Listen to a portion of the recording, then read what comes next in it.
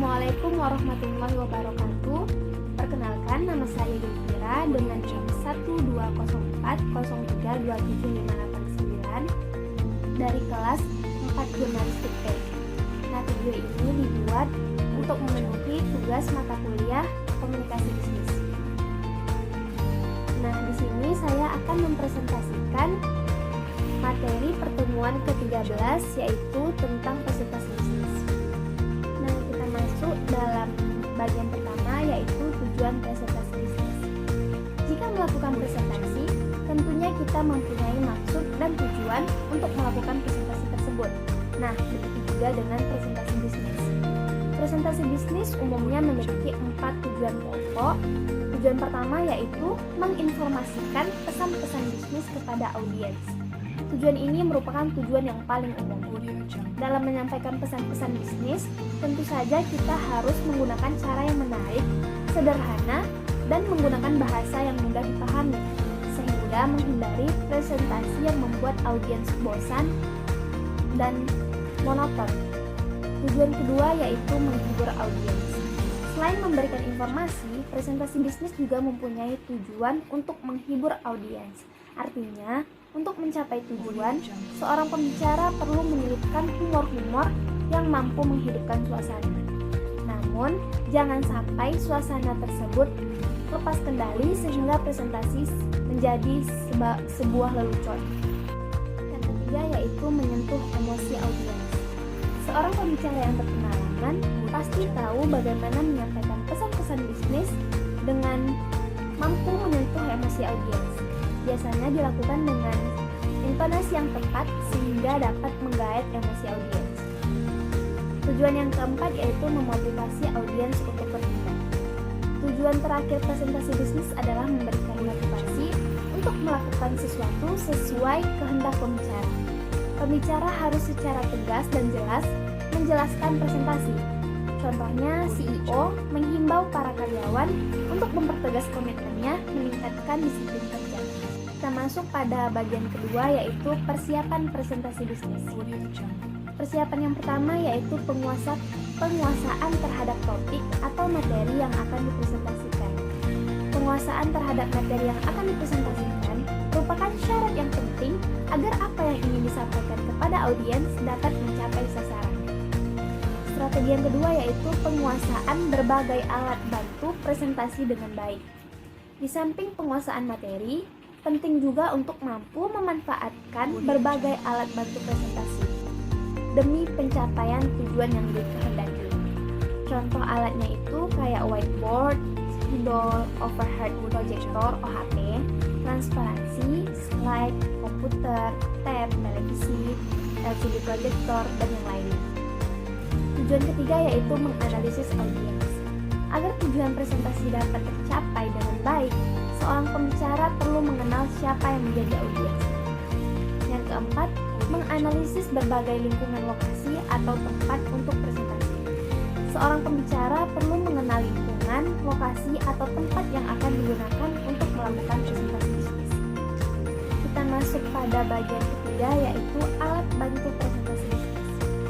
Yang pertama itu ada papan tulis hitam dan putih, blackboard, dan whiteboard. Kalau yang papan tulis hitam itu salah satu alat bantu presentasi yang udah kuno sehingga kini udah jarang ditemui. Selain papan tulis hitam, muncullah papan tulis putih yang banyak digunakan di berbagai perkantoran bisnis maupun non-bisnis. Yang kedua yaitu ada flip chart. Flip chart adalah sebuah papan yang dilengkapi dengan lembaran-lembaran kertas berukuran besar. Apabila lembar kertas pertama sudah penuh, pembicara dapat membuka lembar berikutnya yang masih kosong dengan menyibak kertas atau menyobeknya. Yang ketiga yaitu ada transparansi overhead projector atau kita singkat OHP. Transparansi OHP nampaknya merupakan alat bantu presentasi yang cukup populer bagi para pembicara. Nah, banyak yang tahu nih OHP. Yang keempat itu ada slide. Slide ini berupa foto grafis atau gabungan foto dan grafis. Kualitas gambar dan tampilan yang disajikan dengan slide ini cukup baik. Di samping itu juga ringan dan mudah membawanya.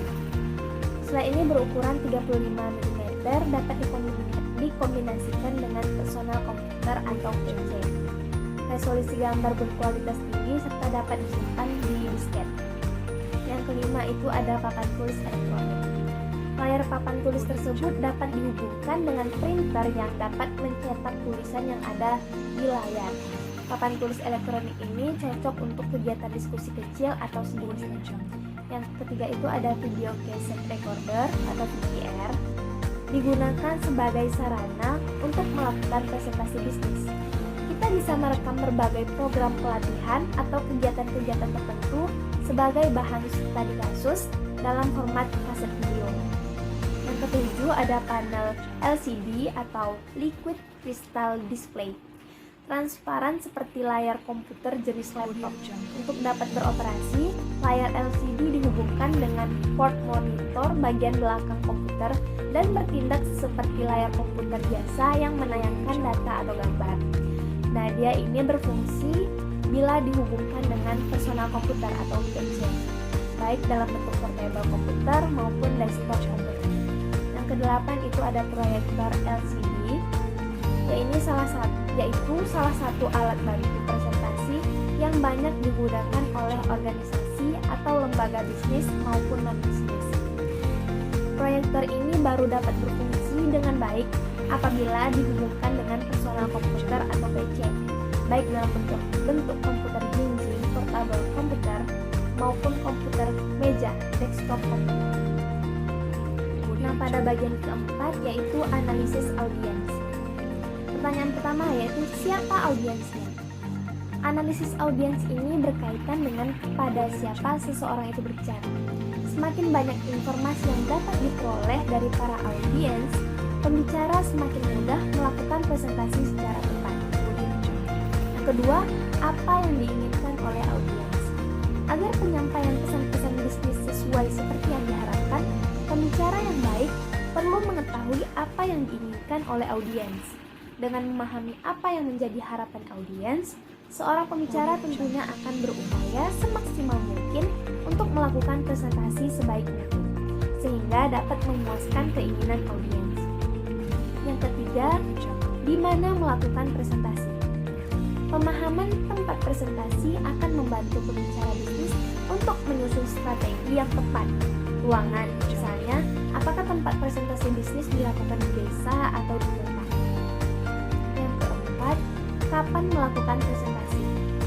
Dengan mengetahui kapan seseorang harus melakukan presentasi, paling tidak ia akan mempersiapkan strategi atau trik-trik apa yang paling tepat untuk melakukan presentasi bisnis tersebut. Yang kelima, mengapa melakukan presentasi. Sebelum melakukan presentasi bisnis, seorang pembicara harus mampu menjawab pertanyaan mengapa harus melakukan presentasi bisnis. Yang keenam, bagaimana melakukan presentasi bisnis. Seorang pembicara yang satu dengan pembicara yang lain tentunya memiliki strategi presentasi bisnis yang berbeda-beda sesuai dengan karakteristik pembicaranya masing-masing.